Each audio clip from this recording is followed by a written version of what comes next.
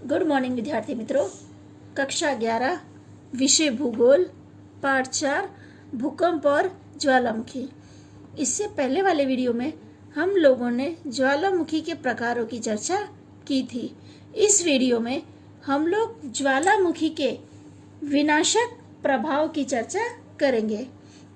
इसमें पहला टॉपिक है महासागर के तल्य भाग में होने वाले ज्वालामुखी विस्फोट के कारण सुनामी नामक विशाल लहरें उत्पन्न होती हैं। यह लहरें समुद्र किनारे के नजदीक के क्षेत्रों में भयानक नुकसान करती हैं। 1893 में फटा क्राकाटोवा ज्वालामुखी के कारण उत्पन्न हुई सुनामी लहरों से जावा और सुमात्रा के किनारे के क्षेत्रों में भयानक नुकसान हुआ और किनारे के जितने प्रदेश थे वो सभी के सभी पानी में डूब गए। दूसरा टॉपिक है ज्वालामुखी से निकलने वाली गर्म वायु, गर्म राख और गर्म लाव रस निकलकर आसपास के क्षेत्रों में तबाही मचाते हैं। इटली में सक्रिय विसुवियस के विस्फोट के समय निकली राख और दमघुटू गैस के कारण अब तक बहुत से लोगों की मृत्यु हुई है। कहने का मतलब है कि जब ज्वालामुखी विस्फोट होता है तो अंदर से जो वायु निकलती है, राख और लाव रस निकलता है तो आसपास के क्षेत्रों में फैल जाता है, तो जिसकी वजह से काफी नुकसान होता है। और कई बार जो गैस होती है वो दम घुटने वाली यानी सांस लेने में तकलीफ होती है और कई बार इसकी वजह से कई लोगों की मौत हो जाती है। आगे का टॉपिक है ज्वालामुखी से निकलते हाइड्रोजन, कार्बन डाइऑक्साइड और सल्फर डाइऑक्साइड जैसी जहरीली गैस वातावरण को भारी मात्रा में प्रदूषित करती हैं। समुद्री तल में ज्वालामुखी का विस्फोट होता है तो उसकी वजह से जो समुद्र के जीव जंतु हैं उनका भी नाश होता है, क्योंकि जो गर्म लाव रस है उसके साथ पानी जब मिलेगा तो पानी गर्म हो जाता है, जिसकी वजह से जो शिव सृष्टि है वो पूरी तरह से नष्ट हो जाती है, जिसकी वजह से सागरीय पारिस्थितिकीय में असंतुलन पैदा होता है, क्योंकि जो सागर के अंदर के जीव हैं उनकी वजह से समुद्र का संतुलन बना रहता है और उनकी मृत्यु से असंतुलन पैदा हो जाता है। आगे का टॉपिक है ज्वालामुखी के तीव्र विस्फोट से भूकंप आता है। 1980 में अमेरिका में जब माउंट सेल हेलेनस ज्वालामुखी फटा तो उस दिन प्रति घंटे लगभग 40 भूकंप आए थे। यानी आप ये सोच सकते हैं कि कितना भयानक नुकसान उस समय हुआ होगा। ज्वालामुखी फटने से प्राकृतिक आपदा तो होती ही है, मानव सृष्टि को भी नुकसान होता है और जो वनस्पति सृष्टि है उसको भी नुकसान पहुंचता है, क्योंकि जो गर्म लाव रस फैलता है चारों तरफ वो पूरी तरह वनस्पति सृष्टि को नुकसान करता है।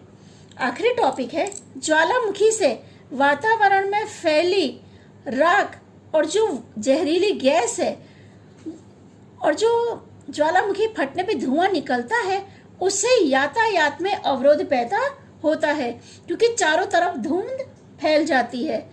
हवाई यात्रा में अवरोध पहुंचता है, क्योंकि ऐसे समय पे अगर वहां से कोई विमान या हवाई यात्रा कर रहा हो तो उसे काफी नुकसान पहुंच सकता है।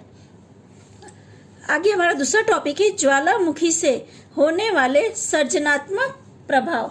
अभी हमने जो पढ़ा वो विनाश था, यानी ज्वालामुखी से कितना नुकसान हुआ है या होता है। अब हम लोग पढ़ेंगे कि ज्वालामुखी से क्या क्या सर्जन हुआ है। ज्वालामुखी प्राकृतिक सुरक्षा वाल के रूप में कार्य करता है। कहने का अर्थ है सुरक्षा वाल यानी जैसे कि हम एक फुग्गा ले, फुग्गे में हद से ज्यादा हवा भरने पे वो फट जाता है, उसी तरह पृथ्वी के गर्भ की जो गर्मी है, अगर वो बाहर नहीं निकलेगी तो पृथ्वी पर भी फटने की चांसेस या नुकसान होने का अनुमान होता है। अगर मान लो अंदर की गर्मी वैसे ही बनी रहे तो पृथ्वी क्या है, फट सकती है। अगर ये ज्वालामुखी विस्फोट होता है तो इसकी वजह से वो गर्मी बाहर निकल जाती है, जिससे पृथ्वी सुरक्षित बनी रहती है, जिसके माध्यम से मैग्मा और भारी दबाव वाली गैसें भूगर्भ में से बाहर निकल जाती हैं।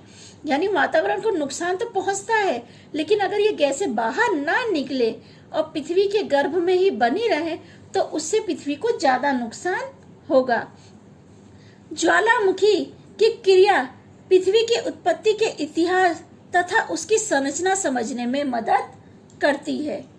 ज्वालामुखी विस्फोट से निकले हुए लाव रस ठंडा होकर जम जाने के बाद उसमें से अनेक प्रकार के खनिज प्राप्त होते हैं। ये हम सर्जनात्मक प्रभाव पढ़ रहे हैं, यानी क्या फायदा होता है, तो जो पृथ्वी का इतिहास भी जानने में फायदा हो रहा है।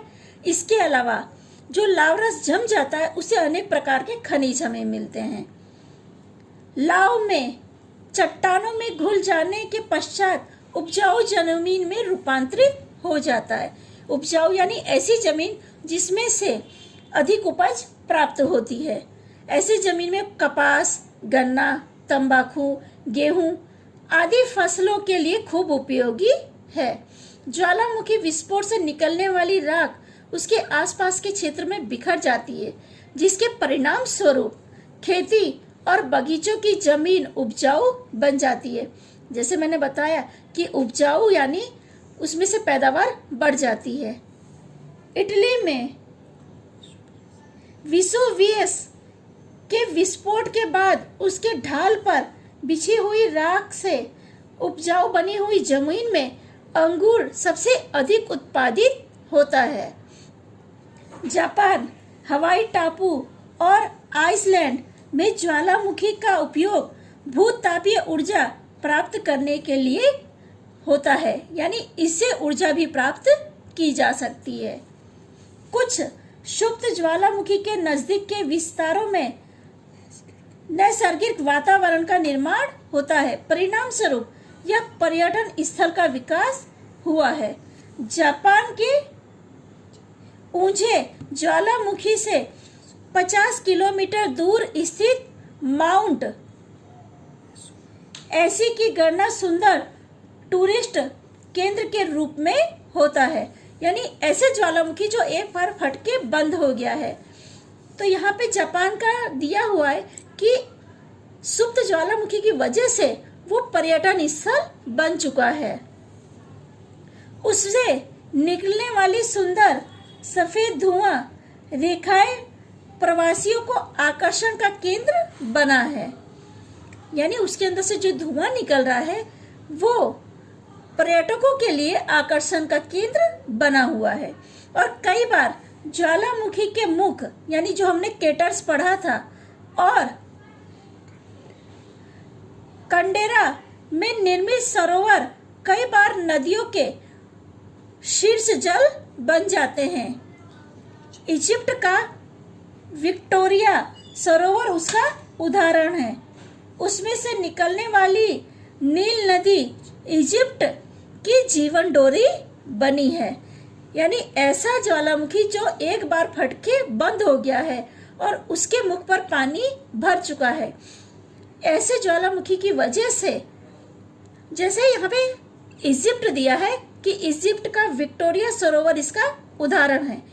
इसके अलावा नील नदी जो इजिप्ट की जीवन डोरी है। यानी ये ज्वालामुखी जिस तरह से मैंने बताया कि विनाश कर रहा है, उसी तरह कहीं कहीं सर्जनात्मक प्रभाव भी दिखाता है।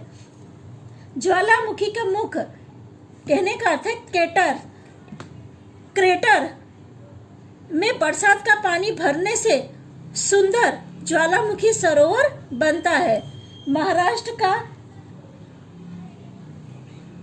लोनार और गुजरात में पावागढ़ का दूधिया सरोवर इसका प्रत्यक्ष उदाहरण है। ज्वालामुखी विस्फोट के कारण गर्म पानी के झरने, गर्म पानी के कुंड, गर्म पानी के फुहारे अस्तित्व में आए हैं, क्योंकि पृथ्वी के अंदर की जो गर्मी है उसकी वजह से जो अंदर का पानी है वो गर्म होता है।